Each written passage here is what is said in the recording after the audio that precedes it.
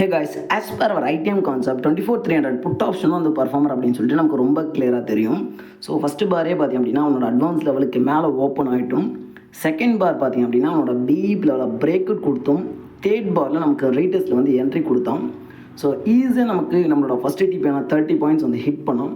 So அந்த டைமில் எங்களோட கம்யூனிட்டியில் வந்து ஷேர் பண்ணியிருந்தோம். ஸோ நமக்கு 30 பாயிண்ட்ஸ் வந்து ஹிட் பண்ணிட்டாங்க அப்படின்னு சொல்லிட்டு சேம் லெவலில் பார்த்திங்க அப்படின்னா நமக்கு அடுத்து பிரேக் அவுட் கொடுத்து ரீடெஸ்ட் எடுத்து அந்த இடத்துல ஈஸியாக நமக்கு 50 பாயிண்ட்ஸும், அகைன் அதே லெவலில் ரீடெஸ்ட் கொடுத்து 30 பாயிண்ட்ஸும், அகைன் அதே லெவலில் நமக்கு ரீடெஸ்ட் கொடுத்து 50 பாயிண்ட்ஸும் வந்து இன்ஸ்டண்ட்டாக கொடுத்துட்டே இருந்தோம். ஸோ எப்போவுமே ஒரே ஒரு கான்செப்டை எடுத்து அதை மாஸ்டர் பண்ணிட்டு அதில் ட்ரைட் பண்ணும்போது நம்ம ரொம்ப ஈஸியாக ப்ராஃபிட்டபுளாக இருக்க முடியும். ஸோ ஈவன் நம்ம 24,400 புட் ஆப்ஷன் எடுக்கிறோம் அப்படின்னாலும் ஸோ அதில் நமக்கு ஃபஸ்ட்டு பாரே அவனோட அட்வான்ஸ் லெவல்ஸ்க்கு மேலே ஓப்பன் ஆகிட்டு ஸோ நமக்கு பர்ஃபெக்டாக பிரேக் அவுட் கொடுத்து ரீடெஸ்ட் எடுத்து 3 என்ட்ரி கொடுத்தான்.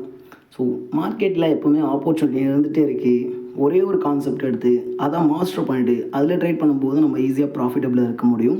ஸோ ஈவன் இன்றைக்கி சென்செக்ஸ் எக்ஸ்பைரியும் பார்த்திங்க அப்படின்னா ஸோ நம்மளோட என்எஃப்எஸ் கான்செப்டில் ஈஸியாக ஒரு ஸ்பைக் வந்து கொடுத்தோம். ஸோ இன்கேஸ் இதை பற்றின டீட்டெயில் டெப்த்தாக கற்றுக்கிட்டு ஓனாக என்ட்ரி எக்ஸிட் வந்து பண்ணணும் அப்படின்னு நம்ம வந்து டீச் பண்ணிட்டுருக்கோம். ஸோ இதுக்கு பார்த்திங்க அப்படின்னா நம்ம எந்த எஸ்எம்சியும் இல்லை பேட்டர்னோ ப்ரைஸ் ஆக்ஷனோ இல்லை மேனுவல் கேல்குலேஷனோ எதுவும் பண்ண போகிறதில்ல. Just level based entry exit தான் பண்ண போகிறோம். ஸோ அதுதான் வந்து பண்ணிகிட்ருக்கோம். ஸோ கற்றுக்கிட்டு என்ட்ரி எக்ஸிட் பண்ணணும் அப்படின்றவங்க ஸோ இந்த நம்பருக்கு நீங்கள் வந்து பின் பண்ணலாம். தேங்க்யூ.